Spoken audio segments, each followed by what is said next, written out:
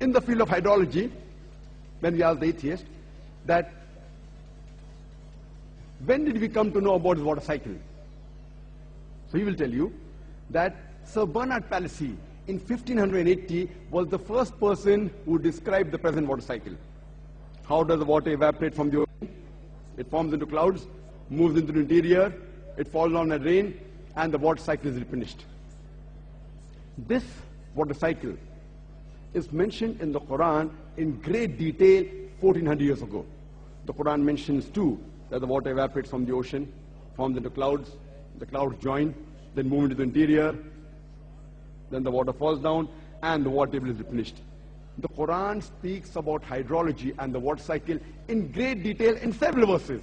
In Surah Az-Zumar, chapter 39, verse number 21. In Surah Rum, chapter number 30, verse number 24. In Surah Mu'minun, chapter number 23, verse number 18. In Surah Hijr, chapter number 15, verse number 22. In Surah Nur, chapter number 24, verse number 43. In Surah Rum, chapter number 30, verse number 48. In Surah Araf, chapter number 7, verse 57. In Surah Ra'd, chapter number 13, verse number 17. In Surah Furqan, chapter number 25, verse number 40 and 49. In Surah Fatir, chapter number 35, verse number 9. In Surah Yasin, chapter number 36, verse number 34. In Surah Ghafir, chapter number 40. As well as Surah Jashiya, chapter number 45, verse number 5. In Surah Qaf, chapter number 50, verse number 9 and 10. In Surah Waqiah, chapter 56, verse number 68 to 70. In Surah Mulk, chapter 67, verse number 30. In Surah Tariq, chapter 86, verse number 11. You can quote, only keep on quoting the references. The Quran speaks about the water cycle in great detail. Who could have mentioned this in the Quran 14 years ago? Don't wait for the answer, continue. The Quran, it speaks about geology, that the mountains have got pegs which give stability to the earth. It's mentioned in Surah Naba, chapter number 78, verse number 6 and 7. In the field of oceanology, we knew there were two types of water, salt and sweet, but the Quran goes ahead and says in Surah Taha, chapter number 20, verse number 53, it is he who has let free two bodies of flowing water, one sweet and palatable, the other it is salty and bitter. Though they meet, they do not mix. There is a barrier which is forbidden to be trespassed. And today, we know that this barzakh, what the Quran speaks about, today, those people who are expert in the subject of oceanology, they say this is called as an unseen barrier. The Quran, it speaks about biology. In Surah Anbiya, chapter 21, verse number 30, وَجَعَلْنَا مِنَ الْمَاءِ كُلَّ شَيْءٍ hai. They have created every living thing from water. Who could have believed in the deserts of Arabia 1400 years ago, where there is scarcity of water, that every living creature is made of water? But today, science has testified that. In the field of botany, the Quran says in Surah Taha, chapter 20, verse 53, that we have created the plants in pairs, male and female. Previously, we did not know that even the plants are created in male and female. Quran says in Surah Ra'd, chapter number 13, verse number 3, that we have created every kind of fruit in pairs. In the field of geology, the Quran says in Surah Anam, chapter number 6, verse number 38, that the birds and the animals live in community like the human beings, which we came to know recently. Quran speaks about the lifestyle of the bee in Surah Nahl, chapter 15, verse 60 and 69. The Quran speaks about the lifestyle of the spider in Surah Ankabut, chapter number 20, verse number 41. The Quran speaks about the lifestyle of the ants in Surah Namal, chapter number 27, verse number 17 and 18, all of which we have come to know recently, 50 years back, 100 years back, 200 years back. In the field of medicine, the Quran says in Surah Nahl, chapter number 16, verse number 68 and 69, that we give to the human beings a drink of varying colors coming from the belly of the bee, in which there is healing for mankind. Today we have come to know recently that the honey is derived from the belly of the bee, and in the honey it has got antiseptic properties. No wonder the Russians used honey to cover up their wounds. This we came to know recently.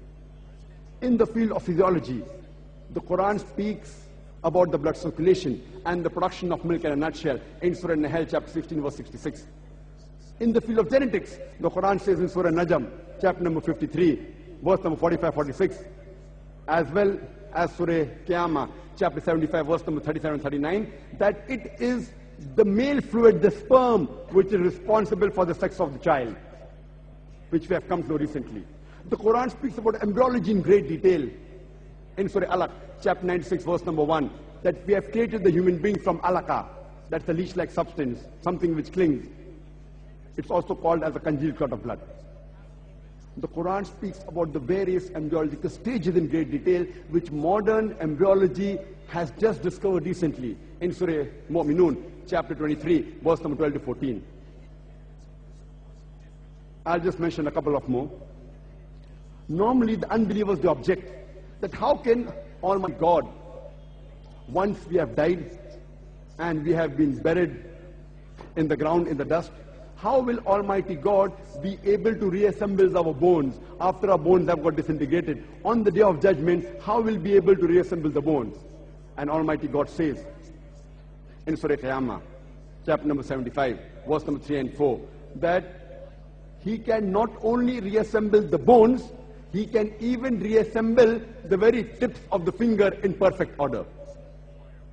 And it was in 1880 that Sir Francis Gould discovered the fingerprinting method and said that no two fingerprints, even in millions of human beings, even if millions of human beings together, no two fingerprints are identical. What the CIA, the police, the CID, the FBI, today they use the fingerprinting method to identify the criminal. Allah mentioned 1400 years ago. He can not only reassemble your bones, He can even reconstruct in perfect order the very tips of your finger. When we ask the atheist that who would have mentioned this in the Quran, the only reply he can give you is, it is the creator, it is the manufacturer, it is the inventor, it is the maker, it is the producer. This creator, this manufacturer, this inventor, this maker, this producer, we Muslims, we call him as Allah.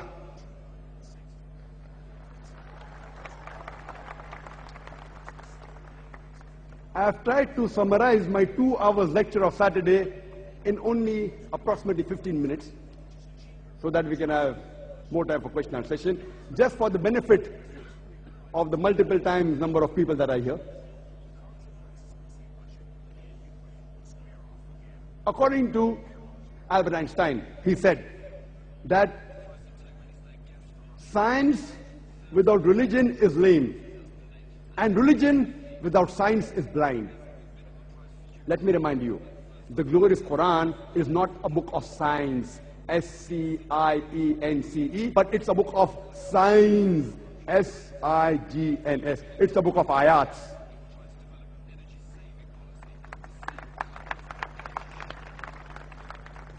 And in the glorious Quran, there are more than 6,000 signs, more than 6,000 ayats, out of which more than 1,000 speak about science. I'm not trying to take the help of science to prove the authenticity of the Quran. For us Muslims, the Quran is a yardstick. But for the non-Muslims, for the atheist, for him, science is the yardstick. So I'm taking his yardstick and comparing with our yardstick and trying to prove that what your yardstick has mentioned yesterday, 50 years back, 100 years back, 200 years back, our yardstick, the glorious Quran, has already mentioned 14 years ago. That's the reason today science is not eliminating God, but it is eliminating models of God. La ilaha illallah.